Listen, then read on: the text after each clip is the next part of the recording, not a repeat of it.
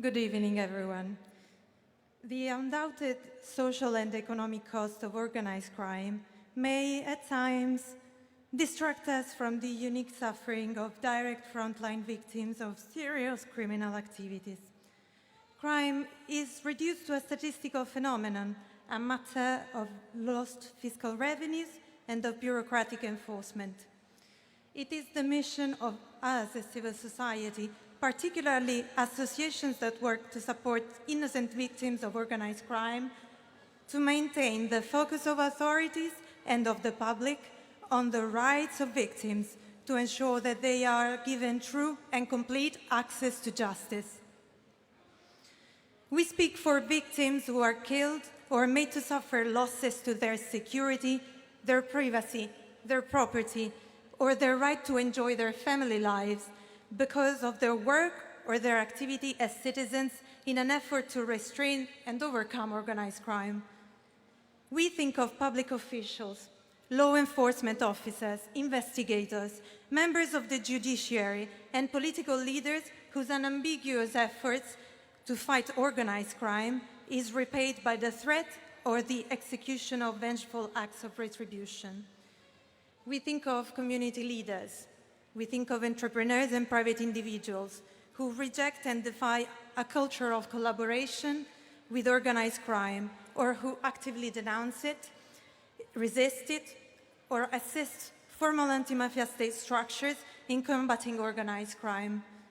We think of human rights defenders, journalists, and activists who take great risks to expose organized crime, its workings, and its money laundering operations, who expose economic fronts that at face value appear legitimate but cover for criminal activity, and who denounce complicity of state actors. Last but not least, we think of the incidental victims of organized crime, who, as bystanders who have asked for no more than the right to live out their lives in peace, found themselves in the crossfire of rival gang turf wars or in the way of the execution of crime. All these victims leave behind grieving families for whom life is irrevocably altered, not merely by their untimely loss, but for their newly found and unasked for responsibility to speak on behalf of their lost relatives, demanding the truth surrounding the loss of their relatives, combating the inertia of law enforcement agencies, and fighting for justice, often failing to achieve it after a lifetime of effort in vain.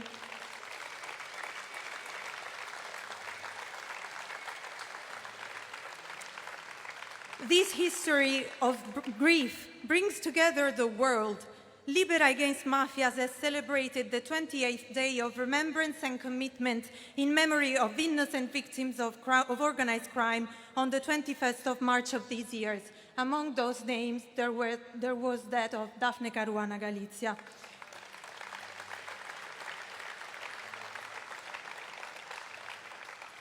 More than 1,000 names of innocent victims accompanying hers have been read out loud in Milan. Elsewhere in Europe, collectives, movements, organized civil society are demanding structural reforms against mafia's infiltrations into the governments and institutions of our countries.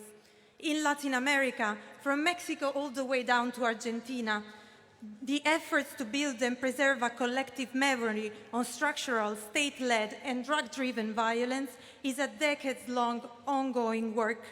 And likewise in Africa, civil society is striving to put an end to endemic violence and corruption.